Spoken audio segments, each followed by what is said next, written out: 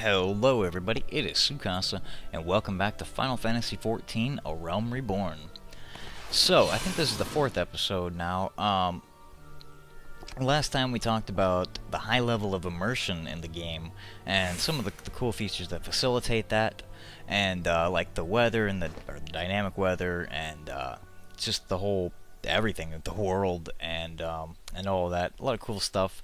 I think I might even I'll record the little bits of weather that happen and paste that together into an episode all of its own, because you've really got to see some of these weather effects. They're really quite impressive. You've seen some of them so far. Right now, like, some clouds have rolled in as it got darker, and yeah, you can see it's like overcast in the evening. It's pretty cool. Yeah, like the clouds have rolled in. A little foggy too. It looks like it might start to storm. So I've definitely got to, just as they happen, I'll record some of the different stages of the dynamic weather and kind of edit those together into a video all of its own. Anyway, though, today what we're going to talk about is classes. I'm going to talk about the different classes and the different character options, and I also want to talk about the different character customization options you have, but that might be an episode all of its own. But I definitely want to cover the different classes, the different jobs, and all the cool stuff, the different mechanics that they've come up with this. So anyway, basically, let me pull up the window here. I've decided to go as a conjurer. Like I said, I like to be a healer in games, and the conjurer is the primary healer, at least early on. So I went with a conjurer, and that's what I've been playing as. I really enjoy it, and I'm up to level 10 now, so I'm, as you see in here, level 10 conjurer. And in here in the actions window, it shows you the different skills that I get, and I'm up to here now. Medica, and Usuna, very standard, like classic sort of Final Fantasy skills, and these are the ones I get. Now, it doesn't seem like a whole lot of skills, does it?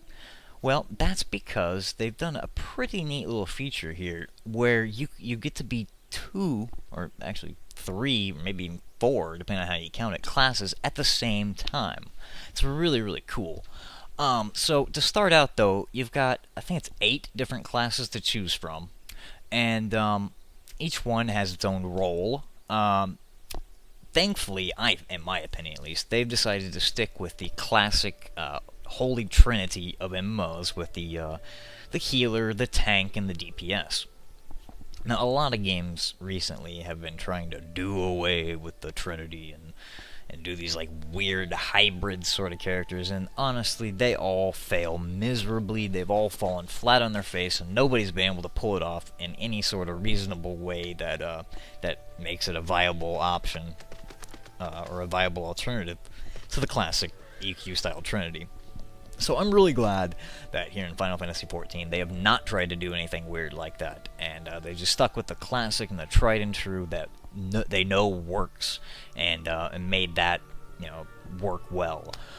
So I'm glad that they've done that, and each one of the 8 roles, or rather each one of the 8 classes falls into those roles. You've got I'm not going to go into detail about them, but you got a gladiator, a pugilist, marauder, lancer, archer, conjurer, thaumaturge, and arcanist. Given the names, you can probably guess what most of those roles are. So you got 3 magic-based ones: arcanist, thaumaturge, and conjurer. And then you've got the 5 sort of action melee-based types. Well, archer's not really melee, but you get the idea. Physical attack types. And each one, falls into its own role. So the arcanist and the conjurer are more heal-based support characters. The thaumaturge is the sort of mage range damage, and the archer is the range damage. And then you've got the melee types: lancer, gladiator, pugilist, and marauder. Now, what's really cool about what they've done here is, like you can see, I don't have all that many skills. So the reason for that is because you actually get to pick 2 classes at the same time. You start out just as 1, and like I said, I'm a conjurer, and I've gotten up to level 10. Now, once I get up to, is it 20 or 30? I forget. You get to, anyway, once you get up there, you get to pick a second class to be. So, because I'm going to go heal, sort of support focused, I'm going to pick as my secondary class the Arcanist. And what's really cool too about this is it goes even farther beyond that. So once I pick my secondary class as Arcanist, I'll gain some of the Arcanist skills, and that will fill out my my skills a little bit. And the cool thing about it though is it goes even farther than that. So once I get Conjurer up to level 30, and I get Arcanist up to level 15, then I get to pick a job. Now, a job is kind of a weird term. I would have probably used profession or something like that. But anyway, your job is kind of like your superclass that unites both of your primary and your secondary. It kind of combines both of those into a sort of classic Final Fantasy class, like White Mage, for example. If I get my Conjurer to level 30 and my Arcanist to level 15, I can then pick the job of White Mage. And, as you know, White Mage is the classic Final Fantasy healer. So that's pretty cool, and then I'll gain a whole bunch of White Mage skills that will, again, fill out my skill list more. So that's really cool. And even beyond that, though, later on, there's a tertiary class that I can pick, based on what my job is. So, since I go White Mage, the White Mage's tertiary class is Thaumaturge, which again adds even more skills to the job set. So that's really cool. In essence, you get to be one profession with 3 classes, all at the same time. That's really cool. Now, these are sort of set, though, so I can't be a White Mage that has Gladiator as the tertiary class. The White Mage can only have Thaumaturge as the tertiary, so you can't really mix and match these things, which would be kind of cool, but I understand why they didn't do it that way.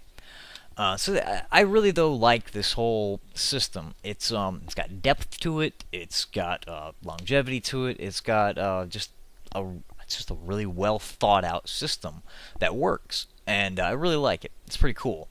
Now, there's even a bit more to that, though, that's really, really cool. Sorry, I bumped that again. It's so neat that they've done it this way. In most games, you've got your main character, your primary, that maybe, like me, you like to be a healer, but sometimes you don't want to be a healer, and sometimes you just want to be a ranged DPS or a melee character or something. So in that situation, you would have to then create an alt and make a new character and a new class and play everything through again. And you're like, God damn it, I've already done all these quests. That can be a bit annoying. Plus, you're gonna have to figure out, well, for me, like, I spent a lot of time working on the looks of my character and the character creator. I spent like over an hour working on it, and to get it just right, exactly how I wanted it. So for an alt, I would have to replicate that and make it look just the same, because I really loved the look of it. And then I would have to come up with a name that's with a little bit different spelling, like throw in a different, like an A at the end of it or something to make it a little bit different.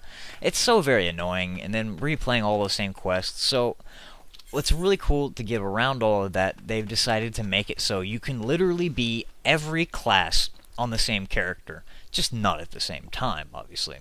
So right now, I'm a level 10 Conjurer. I can stop being a level 10 Conjurer and become a level 1 anything else. I can become a level 1 Archer right now. But the cool thing is, not only I don't just stop being a Conjurer, a level 10 Conjurer, it saves that. So I can become an Archer of level 1 and then play Archer up and level it up and decide if I like Archer or not. Let's say I decide I don't like to be an Archer and I wanted to stick with Conjurer. Most games that would facilitate something like that, you would have to then go back to being a level 1 Conjurer and level that back up. Not so here. It saves you being level 10, so in essence, you can be everything on the same character. That's really, really cool. Obviously, you're going to have to regrind your gear and get, good gear for it. But let's say end game, I'll be a level 50 white mage, and once I get all my white mage gear, maybe I decide, hey, I want to play around as a black mage. So I can then, equip some level 1 thaumaturge stuff and start working up black mage, in the afternoon when my friends aren't on or what have you. And then in the evening when it comes time, my friends log on and they're like, hey, we need a healer for the dungeon or the raid. So then I can just unequip my low-level thaumaturge stuff, re-equip my high-level white mage stuff, and go back to being a level 50 white mage. That's just really, really cool that they've done it that way. I really, really like that system. It's brilliant, I think. It's not really revolutionary. It's just excellently executed mechanics and just well thought out. I really, really like that. It's pretty sweet. But anyway, so that's kind of an overview of how the different classes work, the jobs, and how you can kind of combine them and really be everything at once. The only thing that determines what your class is what weapon you have equipped. Because I have the wand equipped, I'm a conjurer right now. If I equip a bow, I become an archer. So that's pretty cool. But you have to, if you want to switch to the other class, you have to equip the level 1 weapon for it and then start grinding it up. Anyway, though, what a neat thing that facilitates this, though, is something that they've come up with called the armor chest. Now, let me give you an example. In Star Wars The Old Republic, and in a lot of MMOs, you end up with multiple sets of gear that you need to have, and they clutter your inventory. Star Wars The Old Republic's the most recent game I played that I can use as an example that had the same problem. You would have for me as a healer, you would have a DPS gear, and you'd have a whole set of armor dedicated to DPS stuff for when you're solo. And then you would have a whole second set of high-end gear that is dedicated for healing. And then, for use in raids and stuff. And then you would have a third set of gear that is strictly, used for PvP. And that would just utterly clutter your inventory and leave, no space for any sort of loots or pickups and stuff. And that was just a real pain in the ass. So to get around that, because they allow you to be every class at the same, all on one character, having that much gear, obviously, in your inventory would be a major hassle. So they've added a really, really cool organizational tool called the armor chest. And if I pull that up here, what this is it's only for items, for gear. You can't put anything else in it. And your gear, in fact, automatically goes into this. And you can see each gear slot has its own inventory tab, and right now I've got 2 weapons in my armory chest. That's aside from the one that's equipped. So I've got a level 5 bow in here. So if I find a level 1 bow and level my archery up to level 5, I can then equip this, and I've got this saved in here, and then I can switch back to a cane at any time and re-become a conjurer. So it's a really cool organizational tool. See, I've got 2 extra pairs of boots in here, and you can just store all of your different classes' gears in this armory chest, and keep it organized and keep it out of your normal inventory where other stuff goes, like your potions and your crafting items. That's a really cool organizational tool, and I'm really, really glad that they've done something like that. It makes things so much easier. But anyway, I think that pretty much sums it up for the different mechanics of the classes, jobs, and the gears and the armory chest and all that. I do still want to talk about the character customization and the different options that you can pick from to make a truly unique looking character. It's got a very strong character creator, but that's going to have to be for another episode. But anyway, I hope you did enjoy. If so, don't forget to thumbs up, subscribe for more. Until next time, this is Sukan signing out. I hope you all have a good one.